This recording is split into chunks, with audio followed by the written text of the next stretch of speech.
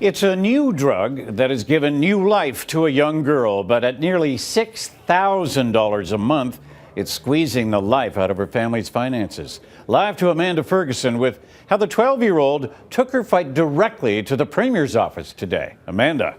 Gordon, Madi Vanstone suffers from a rare form of cystic fibrosis, but she's using the new life she's been given to take on Queen's Park. Flanked by a large group of her classmates, Madi met with Premier Kathleen Wynne today, hoping to get the province to cover the full cost of those pricey meds. I think it's a bit disappointing what they said, but at the same time, it's cool how there's so much support here with me. She's 12, she has a rare form of cystic fibrosis, and now she's taking on the Premier.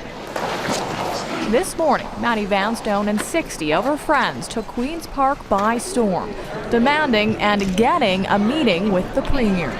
She said it's a process and they're trying to get it, but that's what they've been saying for a long time now. 14 months, in fact. 7 of those with her parents paying $6,000 a month for life-changing medication that keeps her cystic fibrosis at bay.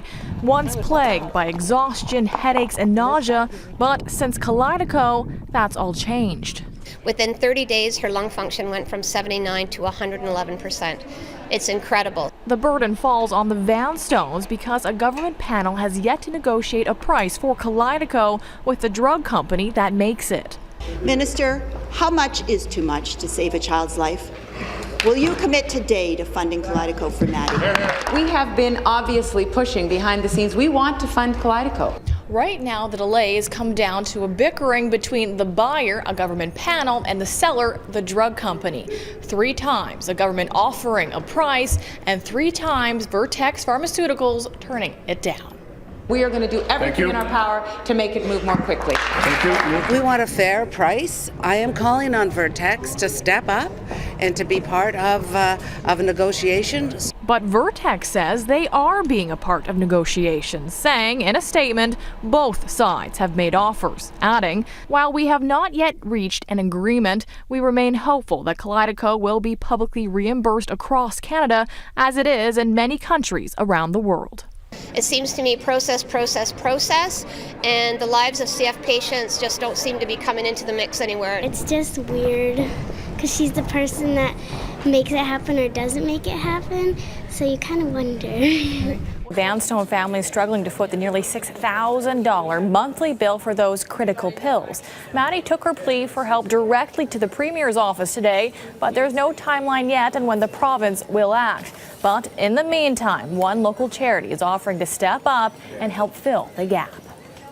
I was watching City TV last night and I saw the story about Madi on TV, and immediately I was like, oh my goodness, we got to get involved. We got to do something to help. And now I have so much more energy and I'm feeling good.